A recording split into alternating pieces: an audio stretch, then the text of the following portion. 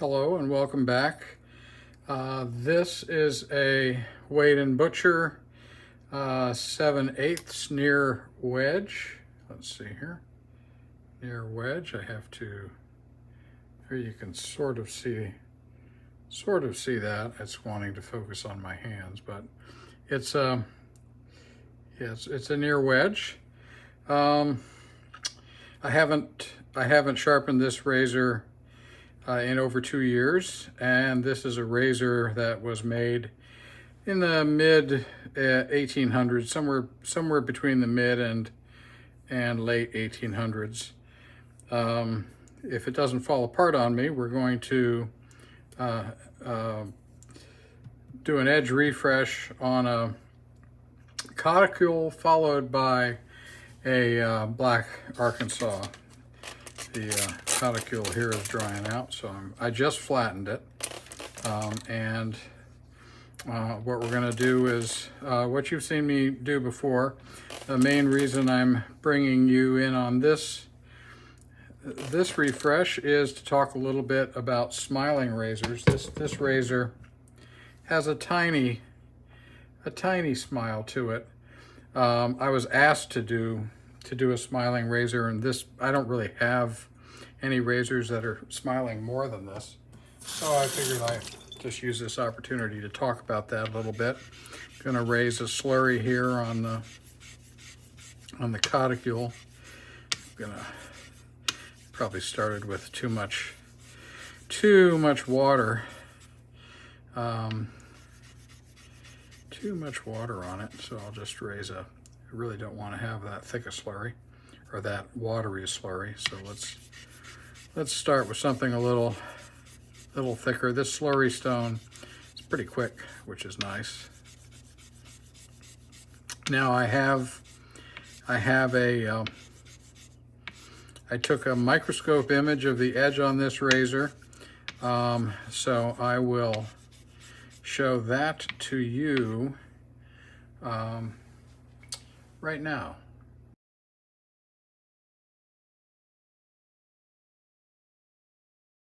Okay, as you see, the edge has deformed a little bit, and what we're going to try to do here is to put it back in good shape. It looks to me as if the previous edge was a J-Nat edge.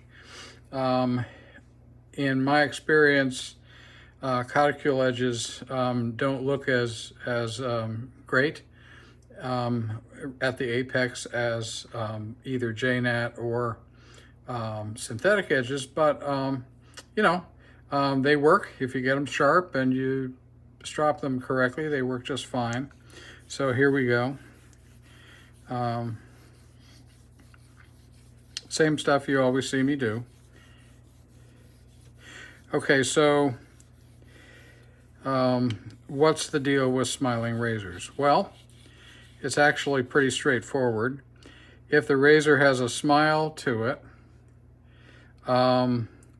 and you address the stone in this way, that smile would be like this.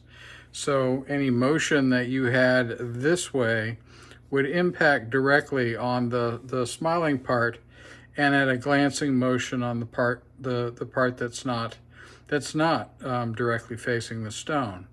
So how do you get around that? Well, my method for getting around that is first angle the razor, and then secondly have a bit of a motion. I'm exaggerating here, but if you probably saw, I've got, watch the toe. That toe is I've got a slight sideways motion that is trying to mimic the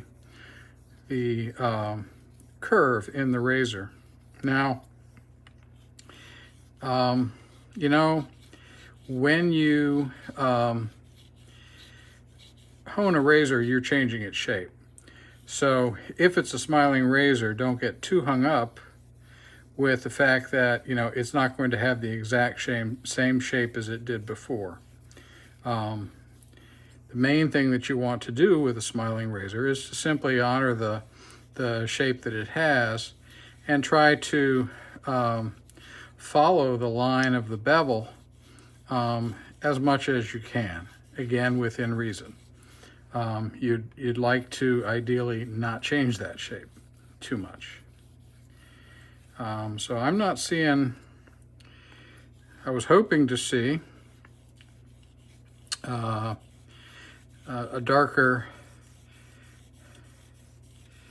swarf buildup by now, and I'm not. I'm also not seeing the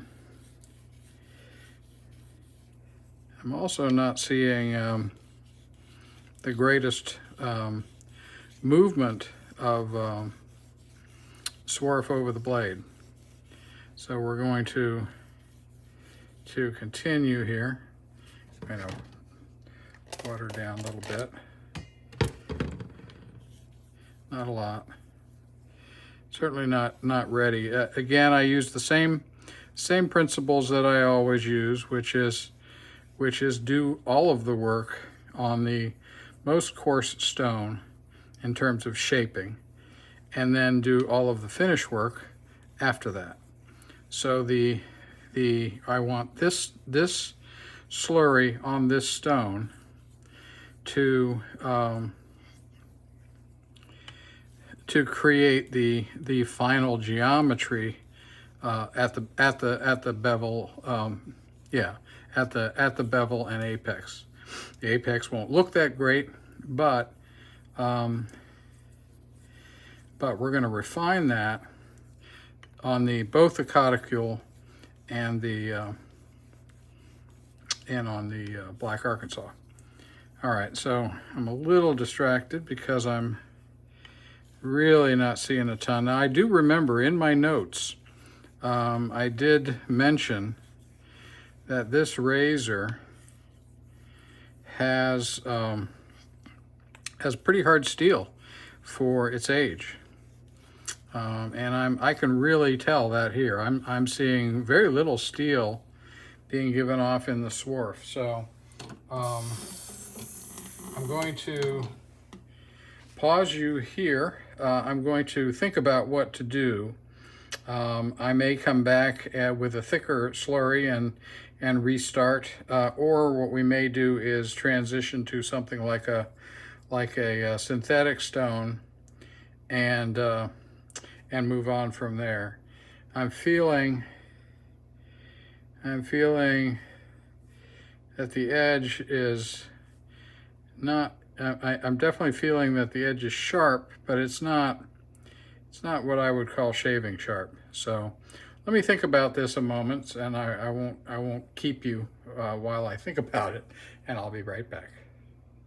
Okay, I decided to try to set everything with a Shapton glass 4K stone, synthetic stone. This has aluminum oxide abrasive, whereas the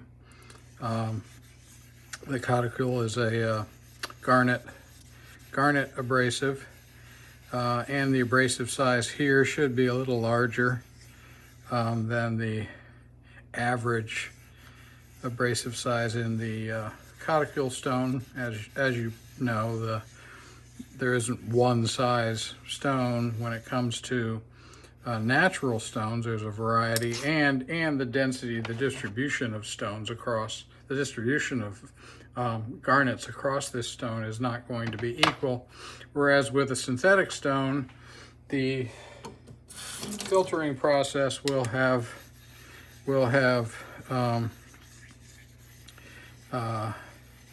made it highly likely that the majority of the abrasive in this stone is just under 4 microns, and that distribution of those in this stone will be pretty equal throughout the material. So much more dependable here, and as I said, the most important part is that it should cut this steel a little better. I'm for this era, this is hardened pretty significantly. Now I'm doing what I said before. I'm starting and following that curve.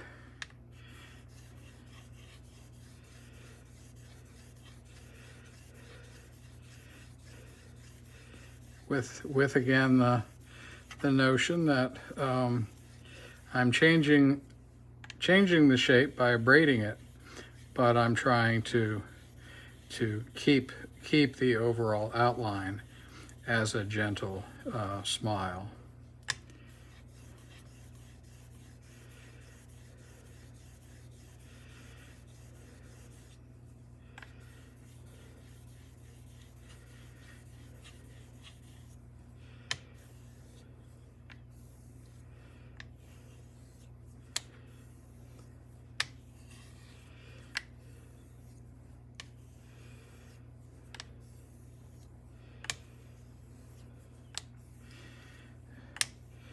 So I think we might have,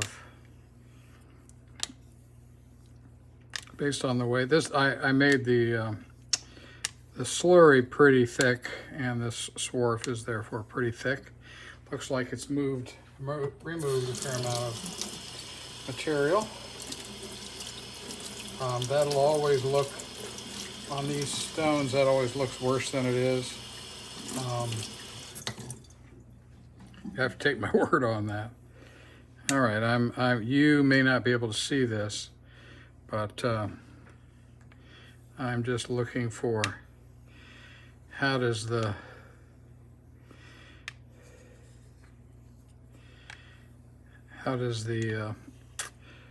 swarf move over the blade, and it feels like maybe I could put a little work in right here at the heel, so I'm doing that.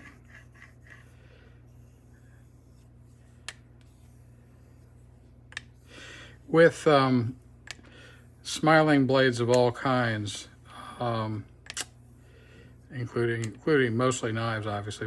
Most of the knives that I sharpen will have a curve somewhere in the profile of the knife, and often because you're concerned about moving the edge in a curve, often the heel gets forgotten about. So it's important to put, now I've got almost no pressure here, but I do have pressure here so that I can kind of recover the wear at the heel to the point that's equal to the wear on the rest of the razor.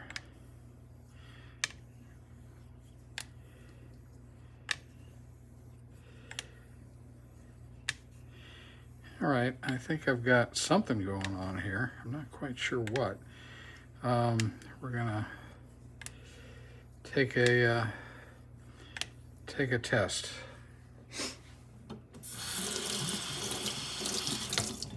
I'm definitely surprised. I can feel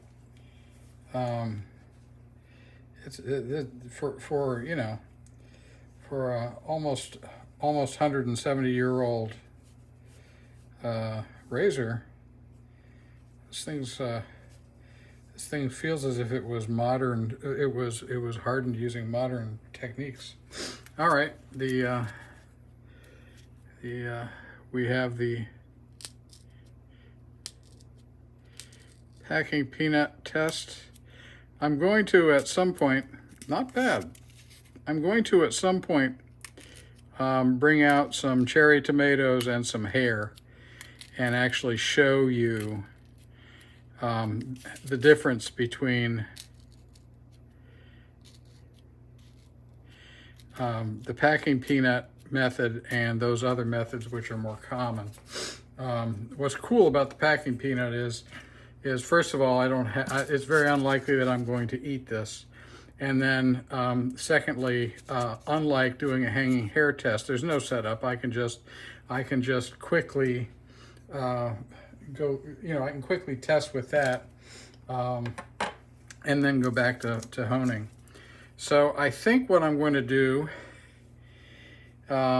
is I think what I'm going to do is maybe continue with the synthetic stones. I could transition here to the Coticule, but Coticules tend to be slow cutters anyway, and I do not want another hour-long video. So I'm going to just do a little bit more work here.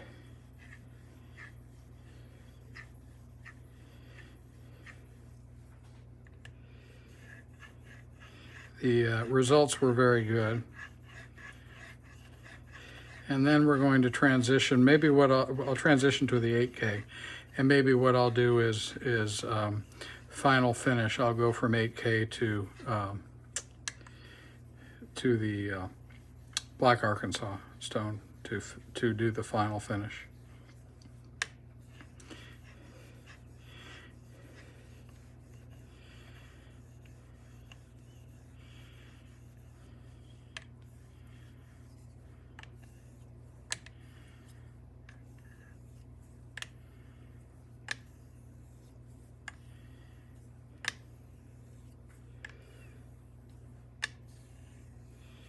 Yeah, that's looking good.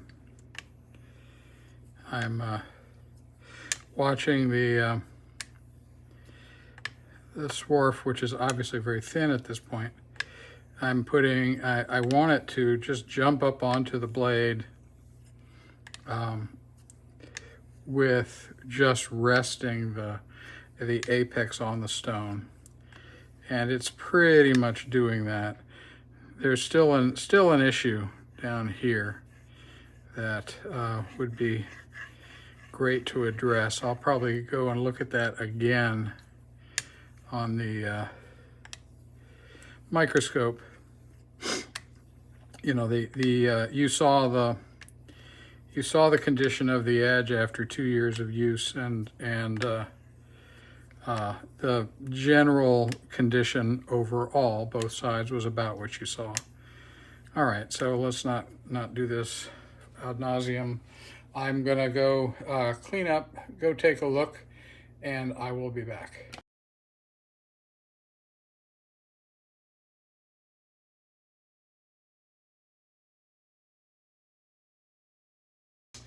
I will have inserted microscope images of the heel and of the center of the razor. I've inspected the whole edge. Looks really good. So it feels like it feels as if this steel wants to be honed on synthetic stones. Looks awfully good. Goes pretty quickly, and that meets my requirements. I do not want to. I've done a couple of other razors, so I don't want to do more. I want to have a. This is the evening, so I've already had dinner, and I think it could be cocktail time after I do this. So I want to get to that. So this is the 8K. This is the Shapton glass 8K stone. In general, the Shapton glass stones are extremely dense with abrasive, and they're terrific cutting stones. The knock on these stones by a lot of people, especially in the knife world, is that they're very hard, and they don't, for many people, they don't have a lot of feel. For me, it's the opposite.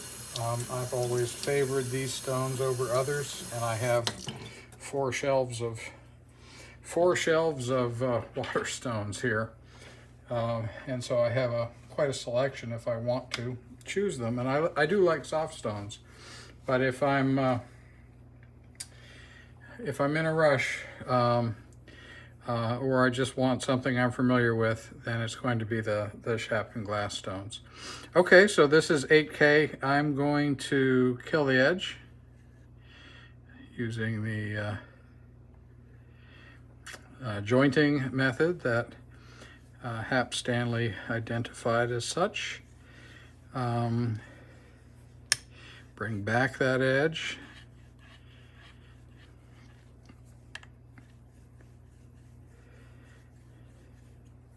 The point on the heel that the picture, that the photograph was taken, was right here, and you can tell it looks really good.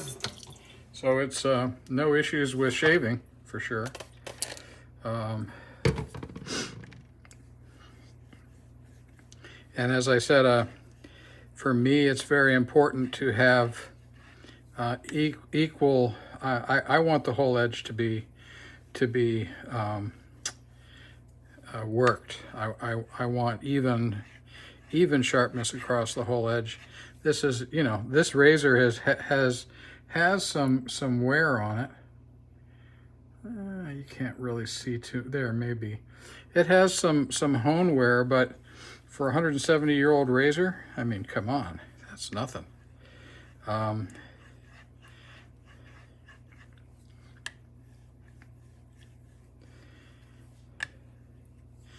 That's looking good. You can see, hopefully you can see how the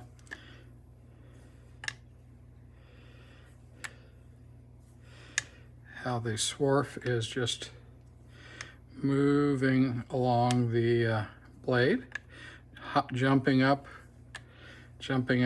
and I am rolling pressure a little bit, and you can hopefully see that maybe more in that direction than in this direction because my hand is in the way. But now you might wonder, I moved pressure to here because I don't want this to have pressure here and pressure here. So I want to have some distribution of pressure, and that's really looking good in my opinion. I'm going to do some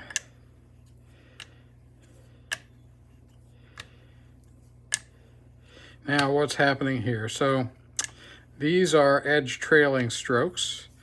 This is the spine, that's the edge. The motion has the edge trailing the spine. This stroke is the only stroke that draws out the edge. Generally, it draws out the edge and it creates something called a foil burr, which is a bad thing. Burrs in general tend to be structurally weak. And so in both machining and in sharpening, we like to remove burrs so that we're constructing an edge with fresh metal. But the reason I'm drawing this out is that I'm going to, draw the edge out. I'm going to make an attempt to clean the burr. Then I'm going to take this to a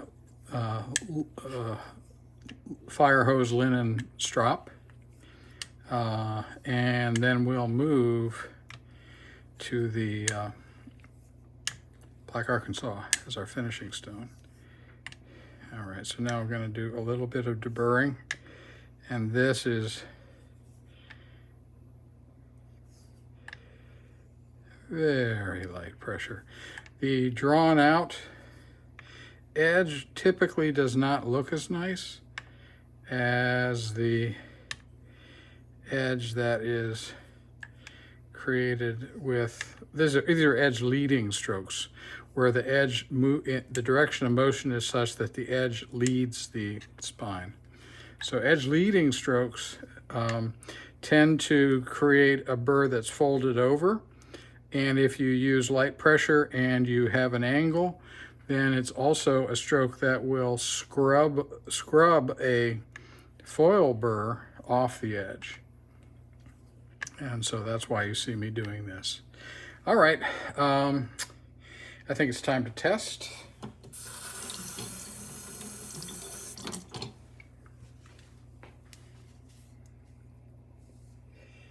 I have high hopes for this test.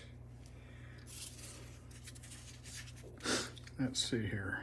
Yeah, you can see that.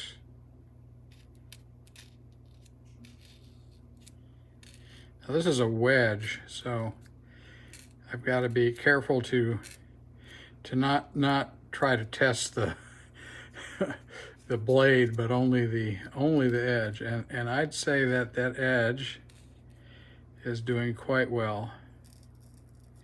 Okay, I'm going to call that a success. Going to go look at it under the microscope, primarily for your benefit. Then we're going to, we tested, going to strop and then move on to the black arc.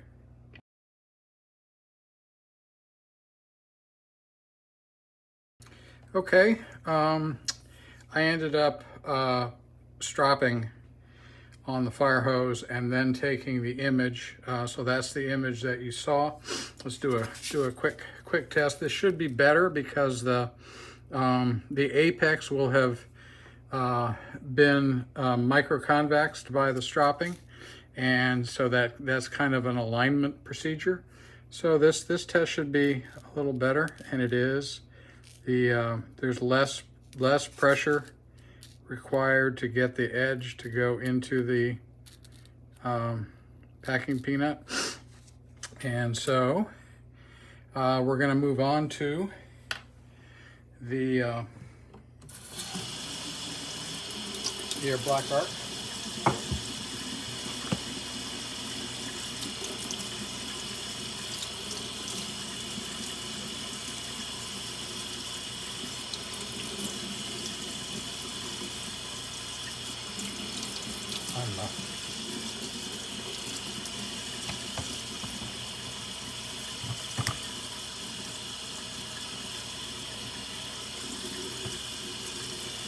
Get this so you can see it.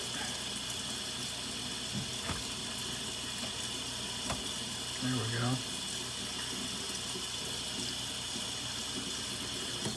Sorry about that. Okay, I'm going to start on water and then move to a soapy solution. This will Arkansas stones, black arcs, I think they're silicon carbide, so they're pretty hard.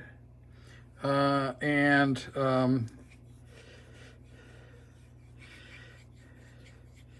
it'll be interesting to take a look at the texture of the scratch pattern. It'll be interesting to see how the scratch pattern changes with this.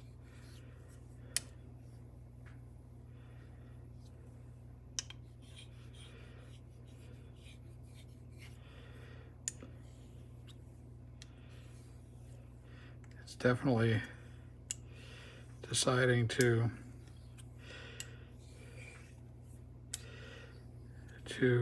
pull some suction on the edge.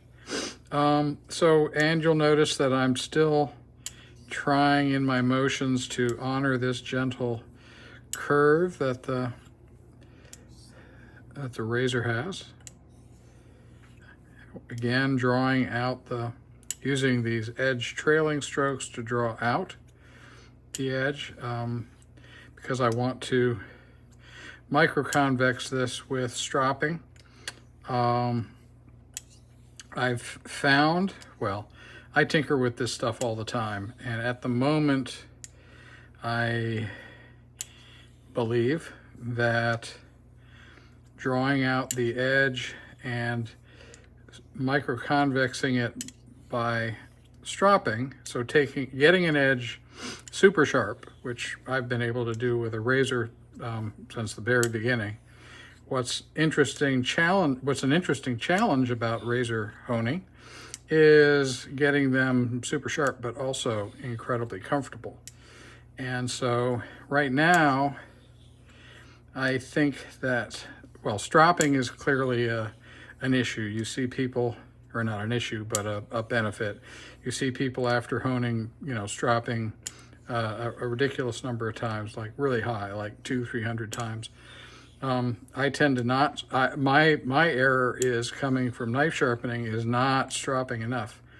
So at the moment, what I do is I try to draw out the bevel using edge trailing strokes, clean that foil burr, and then microconvex that with both stropping on linen and on leather. And so we're almost to that point. I'm going to get, it's just too difficult to use that one. Gonna get some, there we go, that's way too much. So we're gonna dilute that before we even put it on. Okay. So the next step here is I just use plain water. Putting a soapy solution will reduce friction. And so I don't, for those who haven't seen my discussion on this before, I don't actually prefer to have the edge, I don't stop sharpening when the edge stops.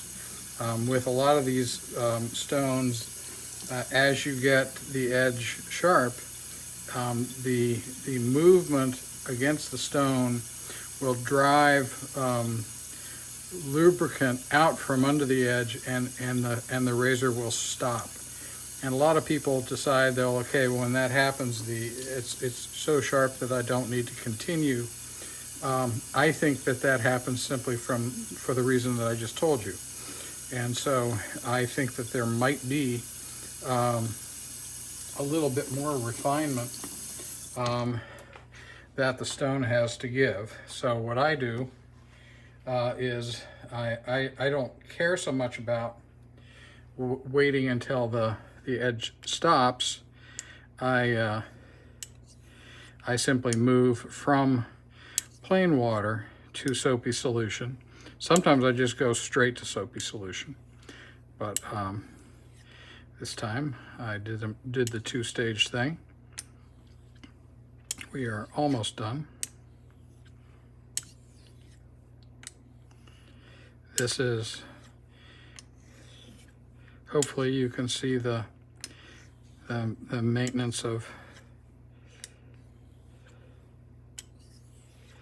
the same type of stroke that I've used throughout. As you can see, the overall shape of the razor has not changed, so I'm doing something right. However, this is an edge refresh, so you wouldn't see much change in shape anyway. And it's nice to be using a razor that's actually older than I am. So, you know, I should have some respect for this one. Okay. Put just a little bit more water on this. Do a little inspection of how everything moves. Very nice. I doubt you can see much there, but it's catching. Well, you can see the bubbles. So it catches. I've got no pressure. It catches and just pops right up above. Again, this is a wedge, so it's wanting to flow right back down, but it's doing very well. Okay, so that's where we want it to be.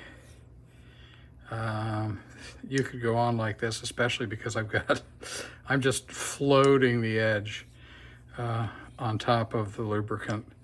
There's very little happening that the stone is doing. I am putting just enough pressure, light pressure, but just enough pressure to keep the bevel against the stone. Otherwise, this is a waste of time. Okay, let's. I'm going to call that a done deal, and I'm going to get to stropping. We'll do a quick test here, But I'll say again, the advantage of not having to find a properly ripe tomato, oops, or get set up for a hair test. This makes my process of hone a little, test a little, very convenient.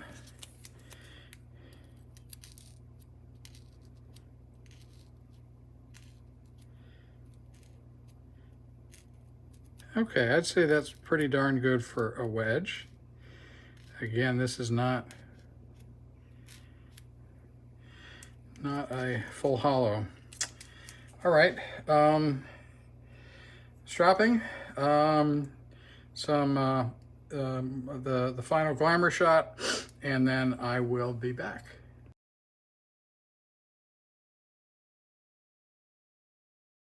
Okay, I'm back. This is my steer hide leather strop that I got from Tony Miller, who lives here in Maryland near me. I have a hanging strop that he made. This one has a magnetic backing, which I simply adhere to a steel plate, put that in place, makes a really nice bench strop. So anyway, steer hide leather. I have a travel strop of this material that he made for me because I travel with a straight razor to shave, and I have a hanging strop of his. In fact, I only have two hanging strops, the one that he made me and my Coticule. So I've done 30 laps on linen, and I've done 60 laps on this.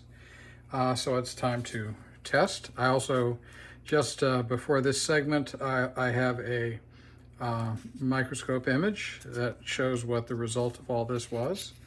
Let's do some testing. That's nice. Very, very nice. Very nice. Yeah, so for a wedge, you know, it's not going to go in very far because of the shape, but it takes zero pressure. Zero pressure to get it into the polystyrene. Okay, I'm gonna call that done. Thank you for playing along. I will be test shaving this tomorrow, and I will see you in the next one.